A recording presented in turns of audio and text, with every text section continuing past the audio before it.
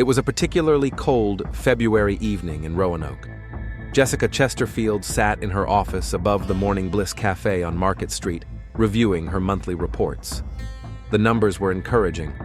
All three of her establishments were showing steady profits, and the insurance payout after her husband Robert's death meant she wouldn't have to worry about finances for many years to come. But money couldn't fill the void that had formed in her life 4 months ago, when a heart attack took the only person close to her. Robert had passed away suddenly, right in their living room, before reaching the age of 48. Since then, Jessica had thrown herself into her work, but the evenings in the empty house had become unbearable. A phone call interrupted her thoughts. Linda Parker, her best friend and accountant, was on the other end of the line. "Jess, are you still at the office?" Linda's voice sounded as caring as ever. "It's already 8 o'clock in the evening. Time to go home." "I know, just checking the numbers for January." Jessica rubbed her tired eyes. "Everything's fine, by the way. Revenue is up 12%. Great, but that's no reason to become a workaholic. When was the last time you went out somewhere? Not to a cafe, not to the bank, but just for yourself?" Jessica thought about it. Indeed, the last few months had been a closed cycle of work-home-work. "I don't remember," she admitted honestly. "Then let's go to Skyline today. Dress up, and I'll see you at 9. Skyline Lounge was located on the 20th floor of Roanoke's tallest building and was considered a meeting place for the local elite. Jessica hadn't been there since she and Robert celebrated her birthday 2 years ago. An hour later, she stood in front of the mirror in her bedroom, putting on a black dress that flattered her figure. At 45, Jessica still looked attractive. Regular yoga classes and a healthy diet had done their job. Her blonde hair was styled in an elegant bun, and subtle makeup accentuated her blue eyes.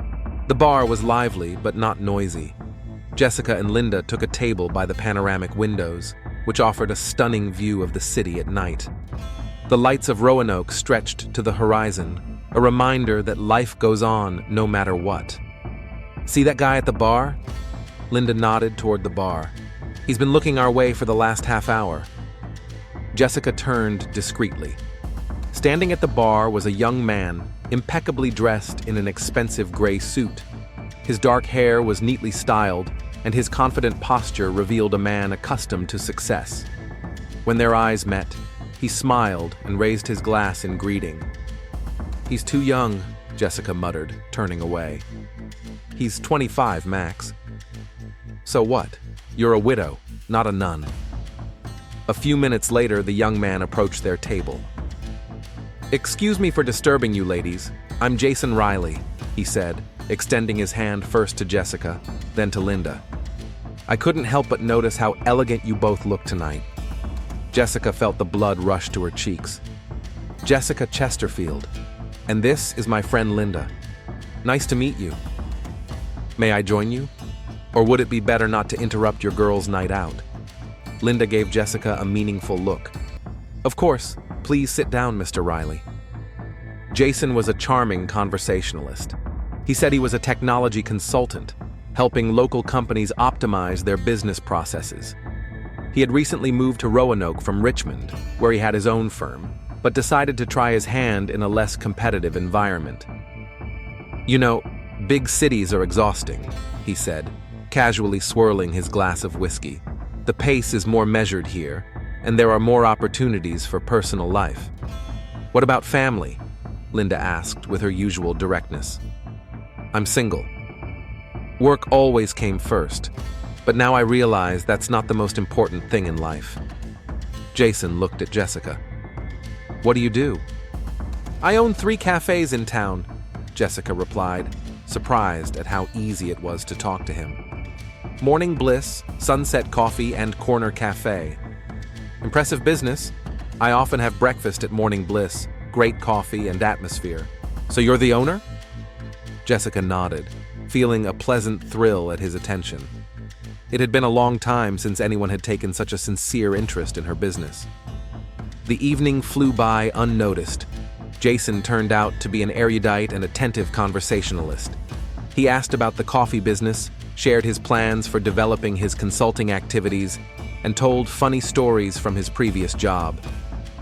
When Linda got ready to go home around midnight, Jason offered to walk Jessica out. "I have a car," she said. "Then can I walk you to your car? It's late for a lady to walk alone through the parking lot." In the parking lot, Jason stopped near her silver BMW X5. "Nice car. By the way, I have to admit, I've noticed you at Morning Bliss for a long time. I wanted to come over and introduce myself, but I couldn't bring myself to do it." "Why?" Jessica felt her heart beat faster. "You always looked so focused, so unapproachable. A successful businesswoman who surely has no time for silly guys." "I don't think you're silly," she smiled. "In that case, may I invite you to dinner tomorrow? I know a great place, Alexander's on Jefferson Street." Jessica knew this restaurant, one of the most expensive in town. "Okay," she heard her own voice as if from outside herself. Jason smiled, and something she couldn't quite identify flashed in his dark eyes. "Perfect. Shall we meet at 7? All the way home, Jessica couldn't stop smiling. For the first time in months, she felt something like anticipation. Jason was young, successful, charming. Maybe it was time to turn over a new leaf?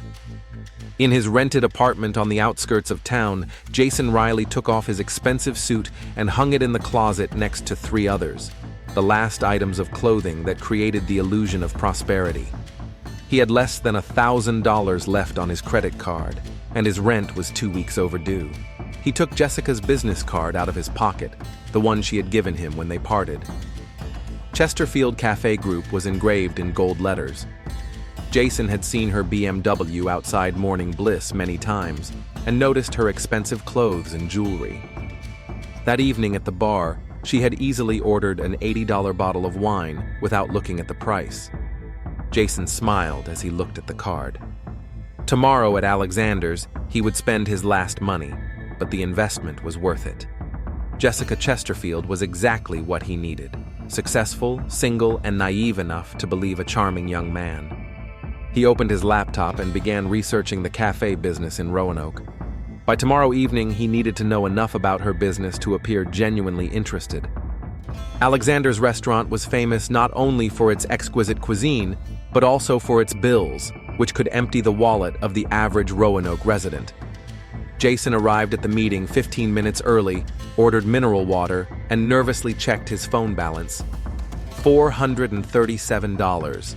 That should be enough for dinner, as long as he didn't order wine. Jessica arrived at 7 sharp, wearing an elegant dark blue dress and pearl earrings. Jason stood up to greet her and was once again struck by how good she looked for her age. "You look stunning," he said, helping her to her seat. "Thank you. This place is really impressive." Jessica looked around, admiring the classic interior with crystal chandeliers and expensive paintings. Over dinner, Jason was on top form. He asked about her cafe business, showing genuine interest in the details, from coffee suppliers to the ins and outs of managing staff.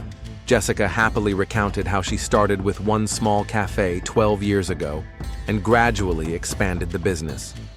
"Robert, my husband, was skeptical at first," she shared. "He said the restaurant business was too risky, but when he saw the first results, he became my biggest supporter." "He must have been very proud of you," Jason said softly.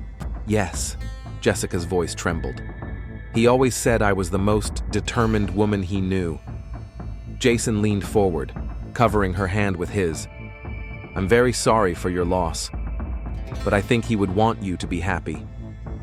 When the bill came to $280, Jason didn't bat an eye as he took out his credit card.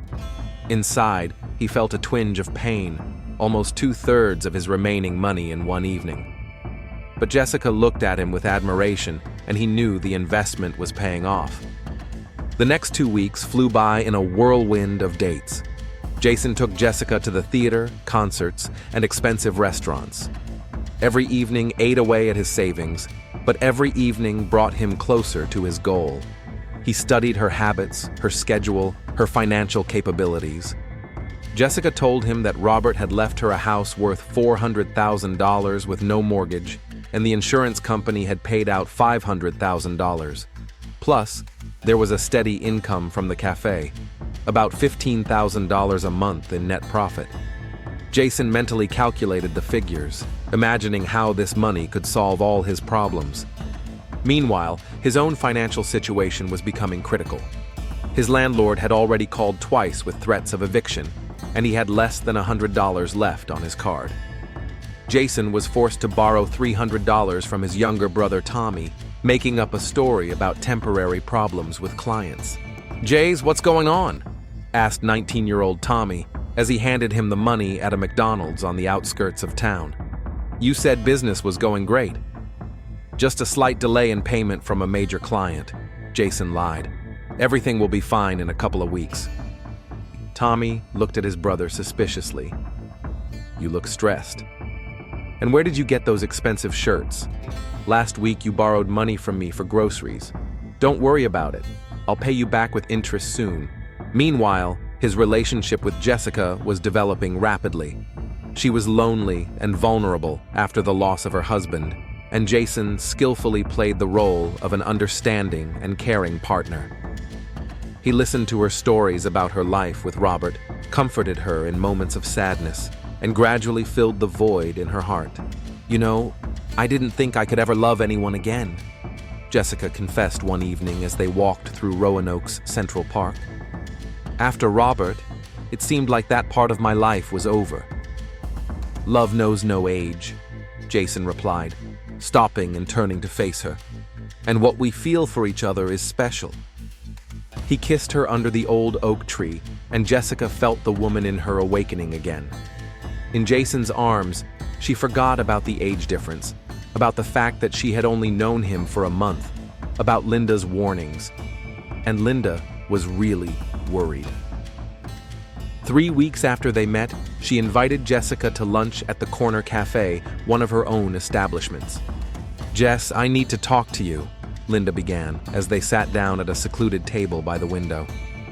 "If this is about Jason, I don't want to hear it," Jessica said, immediately on guard. "It is about him. Don't you think things are moving too fast?" "Fast? We're just dating." "Jess, you're glowing with happiness, and that's wonderful. But think about it. You've known each other for less than a month, and you're already talking about him as the man of your life." Jessica put down her fork. "Linda, I'm a grown woman. I know what I'm doing. Of course you do. But what do you know about him, other than what he's told you? He's a successful consultant who moved here from Richmond. Have you checked that? Looked up his company online? Called his former clients?" Jessica felt irritated. "Why would I do that? I don't hire a private investigator to check up on every man." "Usually no. But usually men don't appear in your life 4 months after your husband's death and worm their way into your trust so quickly." "Wins my trust?" Jessica's voice rose. "Linda, you're crossing the line." "I'm sorry, but I'm worried. You're vulnerable after losing Robert. You have a lot of money, and this guy what? Is he young, handsome, attentive to me? Sorry, not all men are as cynical as you think." Linda sighed. "Fine. But promise me one thing. If he asks you to move in with him or talks about money, think twice." "He's never talked about money," Jessica objected. But that wasn't entirely true. The night before, Jason had cautiously asked if she was thinking about expanding her business. When she mentioned that she was considering opening a 4th cafe, he offered his consulting services. "I could help with the business plan," he said. "I have experience working with food service businesses." Jessica was touched by his desire to be involved in her business. It seemed natural. Close friends should support each other. A week after her conversation with Linda, Jason took the next step. They had dinner at Jessica's house, a spacious 2-story home in a prestigious neighborhood that impressed him even more than he had expected. Antique furniture, expensive paintings, a wine cellar in the basement. Everything spoke of serious wealth. "Jessica, I have something to tell you," he began after dessert, taking her hands. "Did something happen?" "On the contrary, something wonderful has happened." Jason looked into her eyes. I've fallen in love with you. Jessica's heart beat faster. Jason, I know we haven't known each other long. I know there's a big age difference between us, but what I feel for you isn't just a passing infatuation. You're a smart, beautiful, successful woman. You make me feel like the best version of myself. I love you too, Jessica whispered, and Jason knew she was completely hooked. The next day, he spent his last money on a ring. It wasn't the most expensive one, but it was impressive enough to make an impression. His credit card had been blocked for non-payment, and his landlord was threatening to evict him. But Jason knew that in a little while, all his problems would be solved. On Friday evening, exactly 2 months after they met, he took Jessica to the same place in the park where they had kissed for the first time. Taking out the ring, he got down on one knee. Jessica Chesterfield, will you marry me? Jessica looked at him with amazement and delight. 2 months ago, she was a lonely widow, and now a young, handsome, successful man was proposing to her. Yes, she whispered through tears of happiness. Yes, of course. Yes. As he slipped the ring onto her finger, Jason mentally calculated how long it would take to organize the wedding and get all the necessary paperwork done. Soon, his financial problems would be a thing of the past. But first, he had to convince Jessica to include him in her will. For the sake of their future security, of course. The morning after the engagement, Jessica woke up feeling that life finally had meaning. The ring on her ring finger caught the morning sun, reminding her that a new chapter was ahead. She was lying in bed, planning her day, when the phone rang. Jess! I just saw your Facebook post. Linda's excited voice came through the phone. Are you engaged? Yes. Jessica couldn't hide the joy in her voice. Jason proposed last night. There was a long pause. Jess, we need to talk. Today. It's important. If you're going to criticize Jason again. I've done some research. Meet me at 2 o'clock at Morning Bliss. Please. Linda's tone was so serious that Jessica felt uneasy. But she decided not to let it spoil her mood. Whatever Linda had found out couldn't be that serious. At that moment, Jason was sitting in his apartment, frantically calling his creditors. Overnight, he had compiled a list of wedding expenses. Even a modest ceremony would cost $20,000. He didn't have a cent to his name. Mr. Riley, your payment is 3 weeks overdue. The cold voice of the bank representative did not bode well. If you don't make the minimum payment within 5 days, we will refer the matter to a collection agency. I understand. I'll be receiving a large sum of money in a week, and I'll be able to cover the entire debt, Jason lied. Mr. Riley, you said that a month ago. After talking to the bank, Jason dialed Tommy's number. I need to see you. Urgently, they met at the same McDonald's. Tommy looked tired. He was working 2 jobs to pay for college, and the extra expense of his brother was more than he could afford.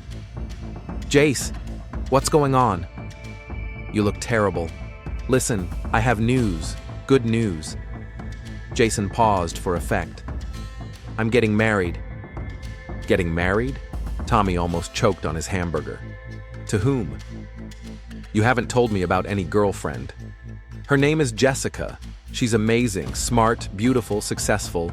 She owns several cafes in town. And how old is she? Tommy asked cautiously. That's not important. What's important is that we love each other. Jason, how old is she? 45. But quote, damn it, Jace. She's 23 years older than you.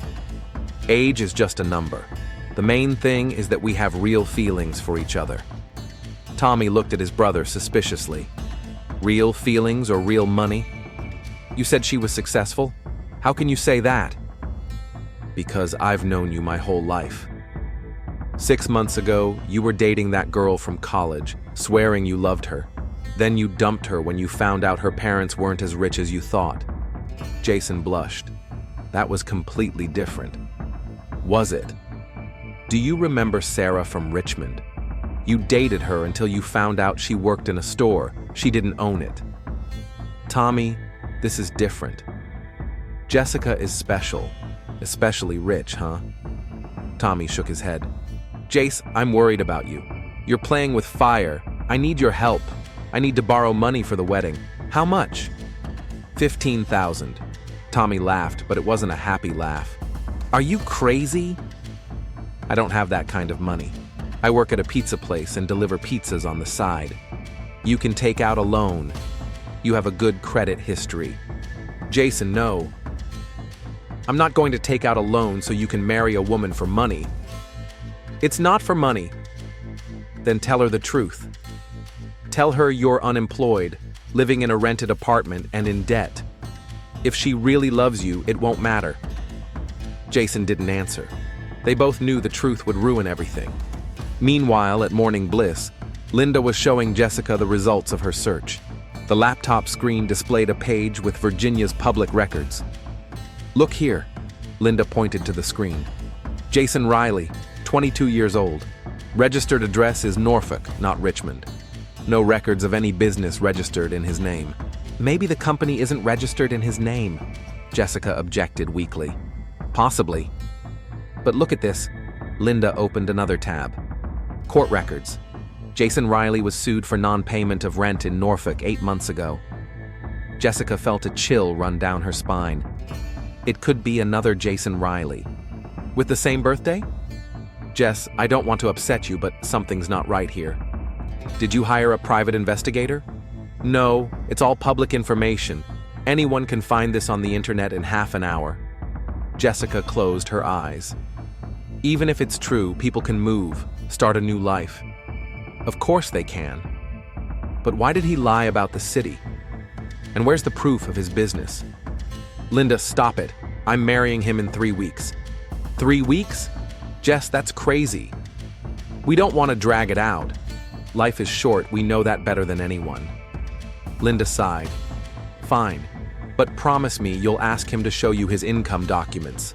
If you're going to get married, you shouldn't have any secrets. That evening, Jessica carefully brought up the subject with Jason. They were having dinner at home, planning the wedding. Jason, I need to discuss something with you. Of course, honey. What is it? Linda showed me some information today. She found records showing that you lived in Norfolk, not Richmond. Jason felt his heart skip a beat, but his face remained calm. Oh, that? Yes, I did live in Norfolk for a while. I had a temporary apartment there while I was working on a project. Technically, that was my official place of residence. And your business in Richmond? Jess, I understand where these questions are coming from. Linda is worried about you, but my business was consulting. I worked as an independent contractor, so there was no need for official company registration. The explanation sounded reasonable. Jessica felt relieved. Sorry for asking. It's just that Linda... Don't apologize. It's normal for your friend to be concerned. Should I show her my documents? Tax returns? Bank statements? No need. I trust you. By the way, Jason changed the subject. I've been thinking about our future. After the wedding, we should update your will. Include me as an heir. Jessica nodded. Of course. I made an appointment with a notary for next week. And maybe we should add me to your bank accounts? In case something happens to you, I'll be able to manage the business. That's reasonable, Jessica agreed. Robert always said you have to be prepared for anything. Jason smiled. Exactly. We have to take care of each other. The next 3 weeks flew by in a whirlwind of preparations. Jason borrowed $12,000 against his car from a shady lender with exorbitant interest rates. The risk was enormous, but there was no alternative. He just had to get through the wedding, and then all his problems would be solved. Tommy refused to be his best man. I can't support something I don't believe in, he told his brother. Then don't come to the wedding at all, Jason snapped. Maybe I will. Meanwhile, Jessica met with Richard Morris, the notary who had been handling her family's affairs for 20 years. Jessica, are you sure about this decision? The elderly man asked as he reviewed the new will. To include your spouse as the primary beneficiary after only a few months of dating. Richard, I understand your concerns, but we're getting married. Jason is my family now. All right. but I insist on including a clause stating that the inheritance will only pass to him if the marriage lasts at least a year. That's not necessary. Jason isn't that kind of person. Jessica, I've known you since childhood. Your father would have been against such haste. Please include this clause. If your marriage is strong, a year will fly by. After much persuasion, Jessica agreed. The will specified a 1-year waiting period before the inheritance could be claimed. The wedding took place in a small church on the outskirts of Roanoke. Only 20 people were present, mostly Jessica's friends and colleagues. On Jason's side, there were only 2 friends from the gym, whom he asked to pose as relatives. Linda was present but looked gloomy. She still didn't trust the groom but decided to support her friend. Jessica looked beautiful in a simple white dress. Jason, who had rented a tuxedo with his last bit of money, looked like a prince from a fairy tale. When the priest said the traditional words, Jason vowed to love and care for Jessica in wealth and poverty, in sickness and in health. "Until death do us part," he said, looking into his wife's eyes. After the ceremony, there was a modest dinner at a restaurant. Jason kept checking his phone. The creditor had already called twice, demanding the first payment. There were $300 left in the account. They spent their honeymoon at home. Jason moved into Jessica's house, spacious, beautiful, valued at $500,000. For the first time in months, he could relax without worrying about rent and bills. "This is our home now," Jessica said, hugging her husband on the doorstep. "Our home," Jason repeated. But there was a strange note in his voice that Jessica didn't notice. The first week of marriage was idyllic. Jason played the role of a caring husband, helping out at the cafe and cooking dinner. Jessica was happy. Finally, the house was full of life again. But behind the mask of the perfect husband, Jason was counting the days. The 1-year period in the will meant he would have to wait, and the debts were growing every day. The creditor was already threatening to take the car, the banks were demanding payments, and there was no new income in sight. On the 8th day of their marriage, when Jessica left for a meeting with a supplier, Jason searched the house. In the bedroom, in Robert's nightstand, he found insurance company documents. It was a life insurance policy on Jessica for $200,000, taken out while her first husband was still alive. Jason stood there with the document in his hands, and a plan began to form in his head. The insurance did not have a 1-year waiting period for new spouses, and $200,000 plus the house and business would solve all his problems immediately. He photographed the document and carefully put it back. Jessica was not supposed to know that he had seen it. That evening, they had a candlelit dinner and discussed their plans for the future. Jessica talked about expanding the business and the trips they would take together. Jason smiled and nodded, but his thoughts were far away. "Jessica," he said as she served dessert, "I'm so happy we're married." "Me too, dear. Promise me we'll always be honest with each other." "Of course." "Why do you ask?" "I just want us to have no secrets. For example, are there any documents I should know about? Insurance policies, wills, bank accounts?" Jessica thought for a moment. "Well, there is life insurance. Robert took it out many years ago, but it doesn't matter. We plan to live a long and happy life." "Of course," Jason smiled.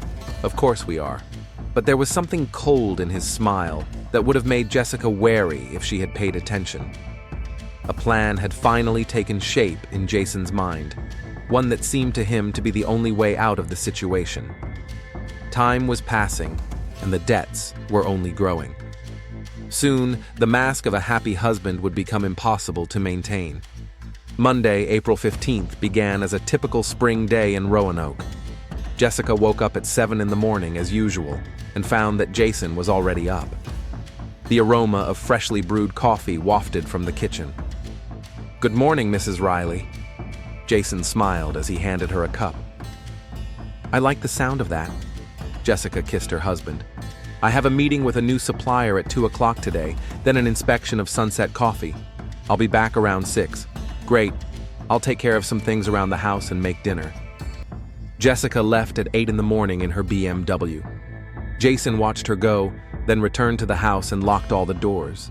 At 2:47 p.m., neighbor Mary Wilson was watering her front yard flowers when she heard muffled sounds coming from the Chesterfields' house. Something fell, possibly furniture being knocked over. Then there was silence.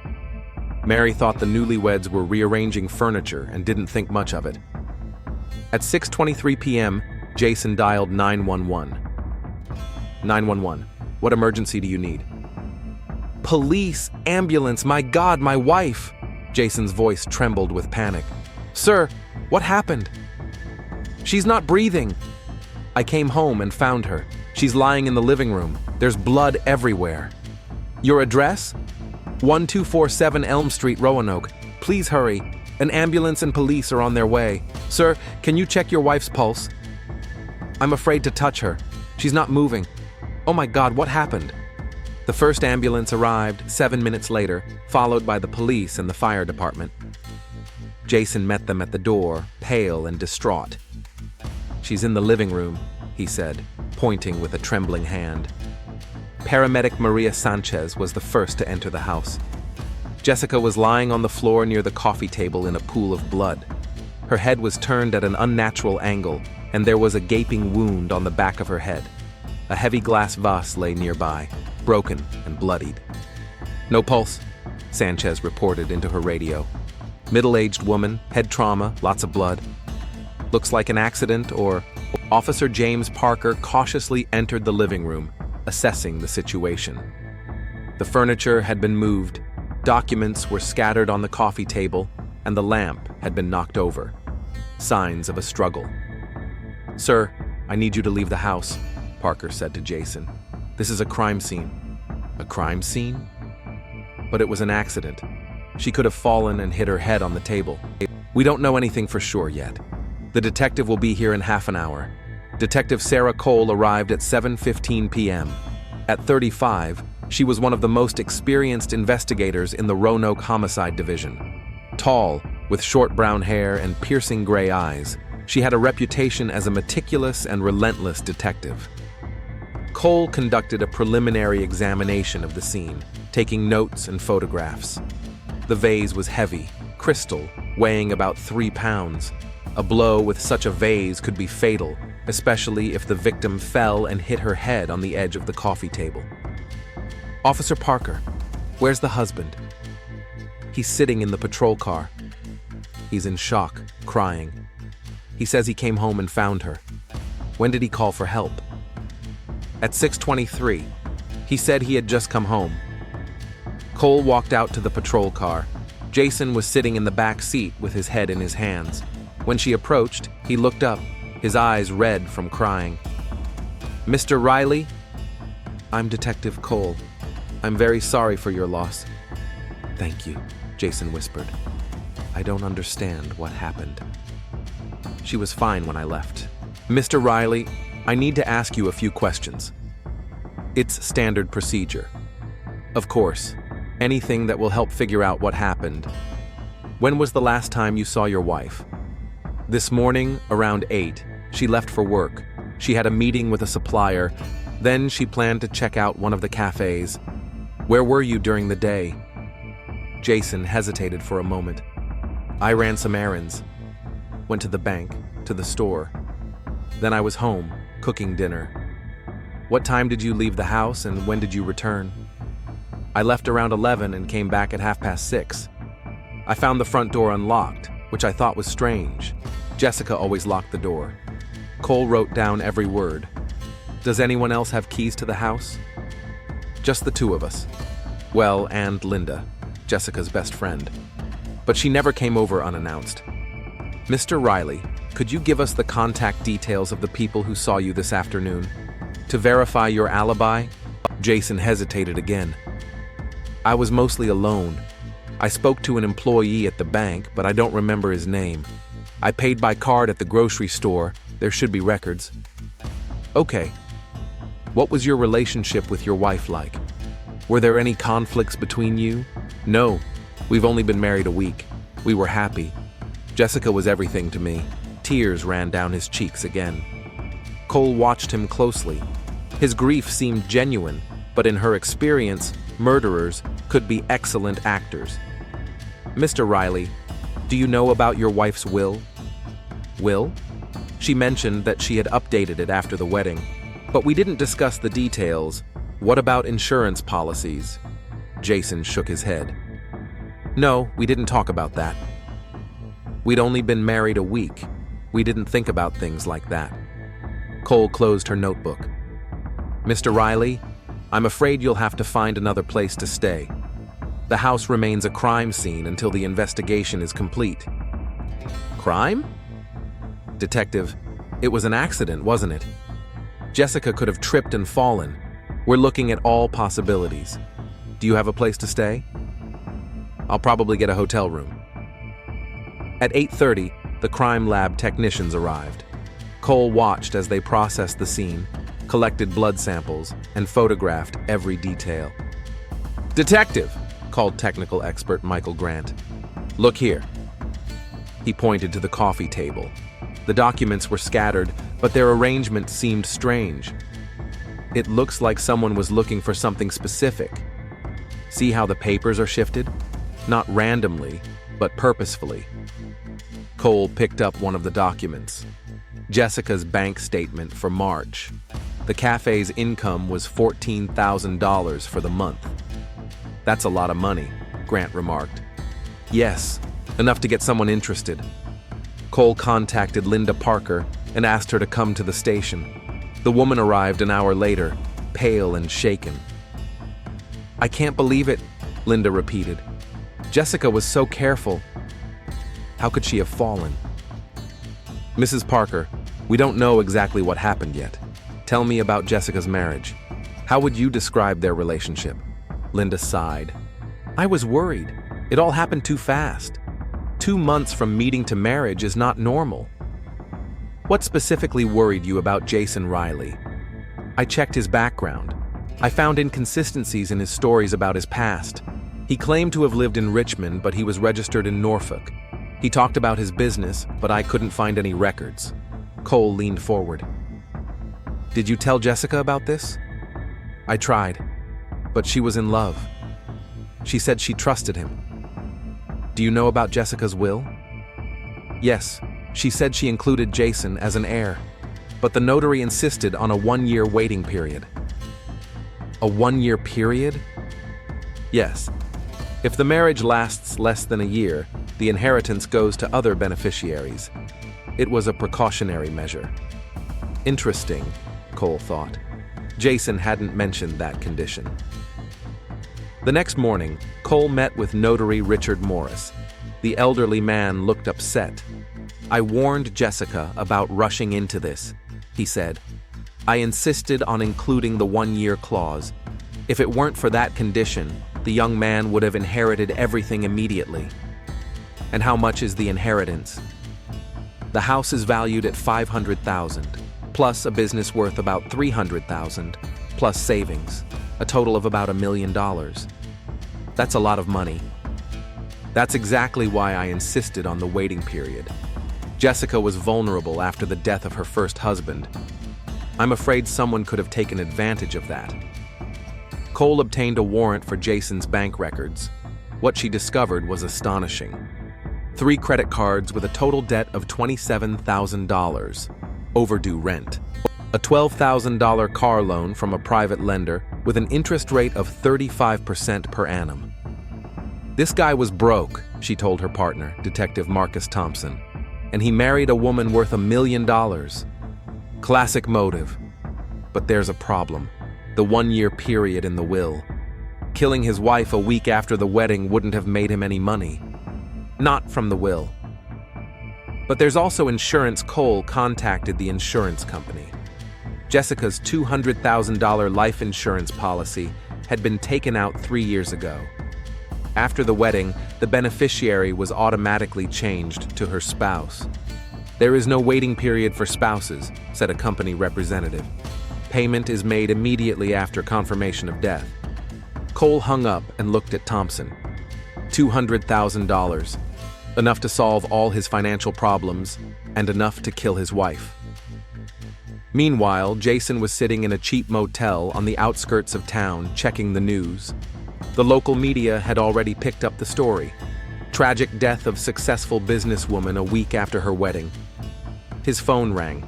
It was a private lender. "Riley, where's my money? The first payment was due yesterday. Listen, there's been a tragedy. My wife died. I don't care about your problems. If you want to keep your car and your health, find the money." Jason hung up. Soon the insurance company would pay out, and all his problems would be solved. He just had to wait for the investigation to end. In the evening, Cole returned to the scene of the accident for a second inspection. Something was bothering her. She carefully studied the position of the body, the trajectory of the fall, and the blood spatters on the walls. "Grant," she called to the expert, "show me the blood spatter analysis again. See these drops on the wall?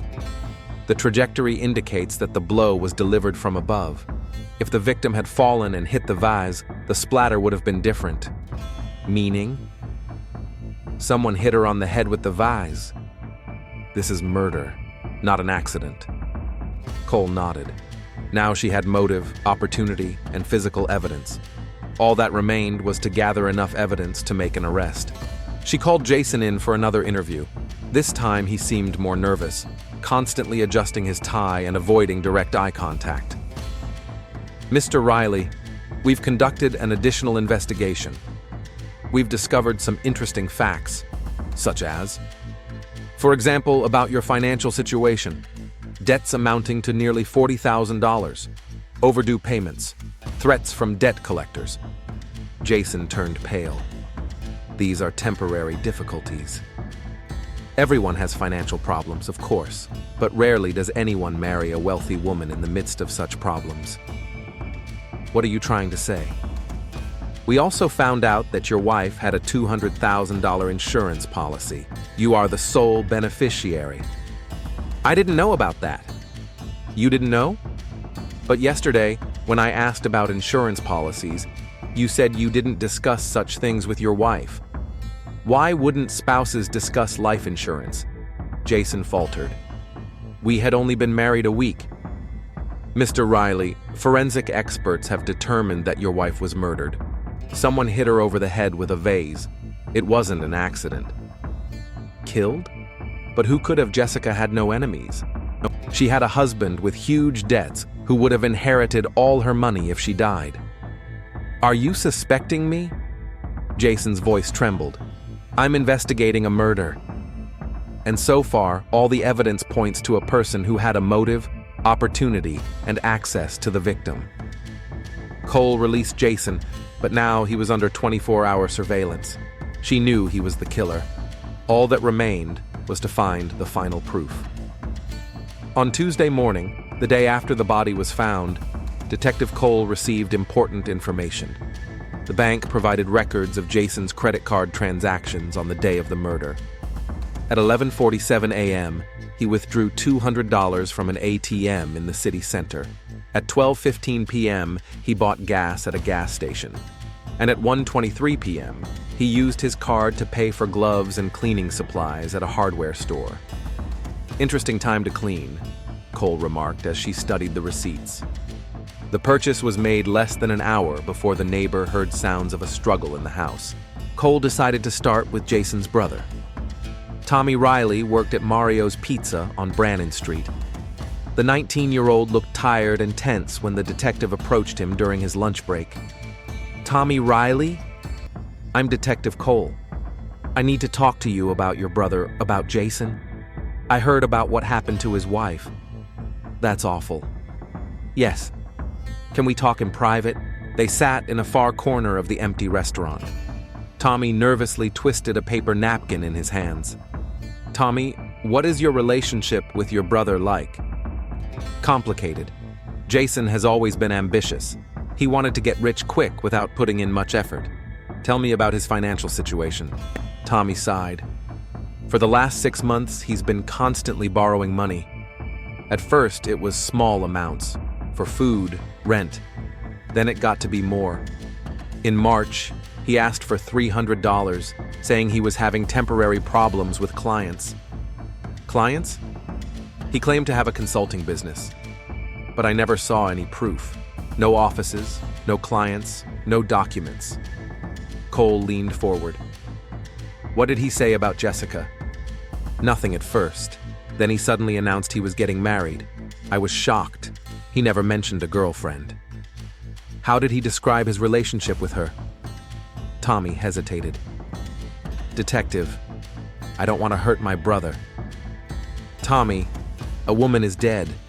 If you know something, you have to tell us. He talked about her as an opportunity. He mentioned that she owned a cafe and had a lot of money. He never said he loved her. Did he tell you about his plans? Plans? After the wedding, what he was going to do with his wife's money. Tommy turned pale. A week before the wedding, he came to me drunk. He said that all his problems would soon be solved, that in a year, he would be a millionaire. In a year? Yes, he mentioned some waiting period in the will. He said we would have to wait, but it would be worth it. Cole wrote down every word. What about insurance? What insurance? Tommy, think carefully. Did Jason say anything about life insurance? Tommy closed his eyes, trying to remember. Yes. Last Friday he called me, very excited. He said he had found the documents and that the plans had changed, that he wouldn't have to wait a year. Did he explain what he meant? No, but he laughed and said that fate was smiling on him. Cole thanked Tommy and returned to the station. The pieces of the puzzle were falling into place. Jason had found out about the insurance policy and realized that murder would bring him money immediately, without having to wait a year. The next step was to check Jason's alibi. Cole reviewed the surveillance footage from the gas station where he had purchased gasoline. The video showed him arriving in his Honda Civic at 12:15 p.m., filling up and going into the store. The hardware store also provided footage. At 1:23 p.m., Jason bought latex gloves, bleach, and rags. Salesman King remembered him. Yes, I remember that guy. He was picking out strange items, as if he were making a list for cleaning up a crime scene, King told the detective. What exactly did you find strange? He bought medical gloves, industrial bleach, and microfiber rags. A very specific set of items. He asked if the bleach would remove bloodstains. He asked about blood? Yes. He said he cut himself while cooking and spilled blood on the countertop. Cole obtained a search warrant for Jason's car. In the trunk of the Honda, they found a bag with leftover cleaning supplies and used gloves. Forensic experts found microscopic traces of blood on the gloves. The blood type matched Jessica's. We've got him, Cole told her partner Thompson. But the most important discovery awaited them when they analyzed the call to the emergency response service. Technical expert David Chen invited the detectives to the lab. Listen to the recording carefully, he said, playing the audio file. Jason's voice sounded panicked. 911, what emergency do you need? Police, ambulance, my God, my wife. Sir, what happened? She's not breathing. I came home and found her. Chen stopped the recording. Do you hear the problem? Cole listened but didn't notice anything. No. He says, I came home and found her, but he doesn't finish the sentence. Usually people in shock say, I found her dead, or I found her on the floor. He stops as if he remembers he's not supposed to know the details. Interesting. What else? This. Chen played another clip. She's lying in the living room. There's blood everywhere. How could he know there was blood everywhere if, according to him, he was afraid to approach the body? Also, there are sounds in the background of the recording. Analysis shows that it's the TV. Who turns on the TV after finding their dead wife? Cole knew they had enough evidence to make an arrest, but she wanted to try to get a confession. Jason was summoned to the station under the pretext of additional questions. He arrived with a cheap lawyer he had hired with his last bit of money. Mr. Riley, Cole began, we have completed our investigation. I have a few facts I would like to discuss with you. I'm ready to help, Jason replied, but his hands were shaking. First, we know that you bought gloves and cleaning supplies on the day of the murder.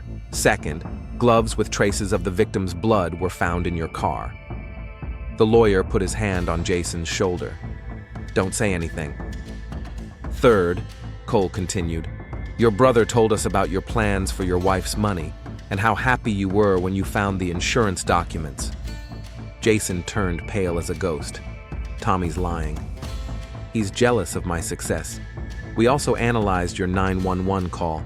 I wonder how you could have known the details of the crime scene if, according to you, you didn't go near the body. I was in shock. I may have expressed myself incorrectly. Cole took out a photo of the crime scene.